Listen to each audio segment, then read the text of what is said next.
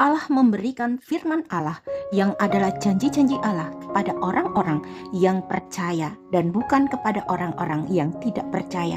Karena Allah berkenan kepada orang-orang yang di dalam hatinya tetap percaya, tetap beriman kepada Allah, sekalipun ia tidak melihat Allah. Tuhan Yesus menyebut firman Allah itu sebagai benih. Adalah seorang penabur keluar untuk menaburkan benihnya.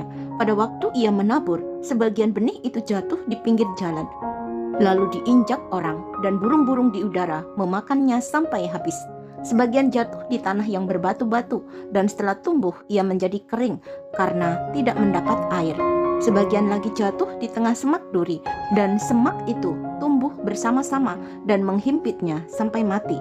Dan sebagian jatuh di tanah yang baik, dan setelah tumbuh berbuah 100 kali lipat. Setelah berkata demikian, Yesus berseru, "Siapa mempunyai telinga untuk mendengar, hendaklah ia mendengar." Dan kepada murid-muridnya Tuhan Yesus memberikan pengertian tentang arti perumpamaan itu.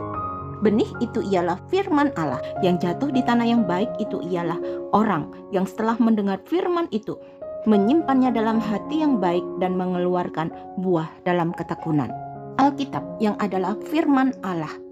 Apabila kita hanya menaruh di atas meja atau di atas rak buku kita saja, hanya sebagai benda mati, sebagai pajangan, maka kita tidak akan dapat menghasilkan apa-apa daripadanya.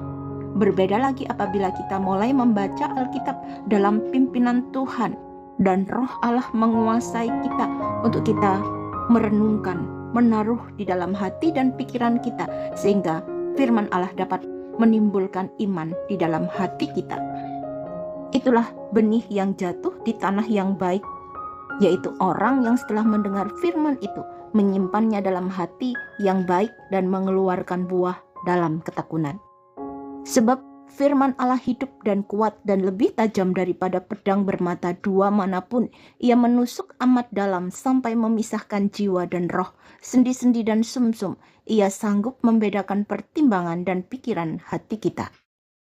Karena kamu telah dilahirkan kembali, bukan dari benih yang fana, tetapi dari benih yang tidak fana oleh firman Allah yang hidup dan yang kekal. Rohlah yang memberi hidup, daging sama sekali tidak berguna.